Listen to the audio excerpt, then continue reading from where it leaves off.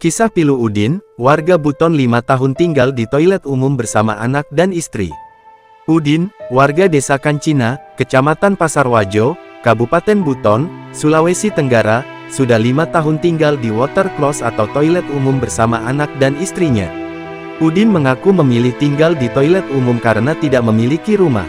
Tinggal di sini karena tidak ada rumah, tinggal sama orang tua juga susah, jadi ingin mandiri saja tinggal di sini, kata Udin saat ditemui di tempat tinggalnya, Selasa tanggal 4 Juni tahun 2024. Bila dilihat sepintas dari luar, toilet umum yang dibangun sekitar 2014 tersebut terlihat masih seperti bangunan yang dibangun pertama kali. Dalam toilet itu terdapat 3 ruangan.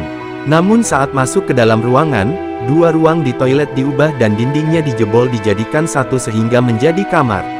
Ukuran kamarnya pun sangat kecil dengan panjang 3 meter dan lebar hanya 1,5 meter tanpa jendela. Kemudian di bagian atas pembatas toilet ditutup dengan tripleks sehingga dijadikan ruang utama.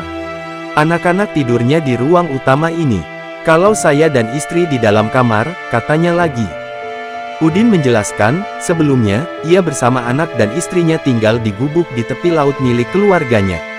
Namun karena rumahnya sudah mau roboh diterjang angin kencang, Udin yang saban harinya hanya bekerja sebagai buruh bangunan ini akhirnya memilih tinggal di toilet umum. Apalagi toilet umum tersebut sudah lama tidak digunakan warga, karena semua warga sudah mempunyai toilet masing-masing dalam rumahnya. Jadi saya minta izin sama kepala desa untuk tinggal di sini toilet dan diizinkan dan lahan ini juga milik mertua, ucapnya. Selain sudah tinggal selama 5 tahun di toilet umum tersebut, Udin juga mengaku kesulitan karena ruangannya yang sempit. Udin hanya berharap agar pemerintah dapat memberikan bantuan untuk tempat tinggal yang layak.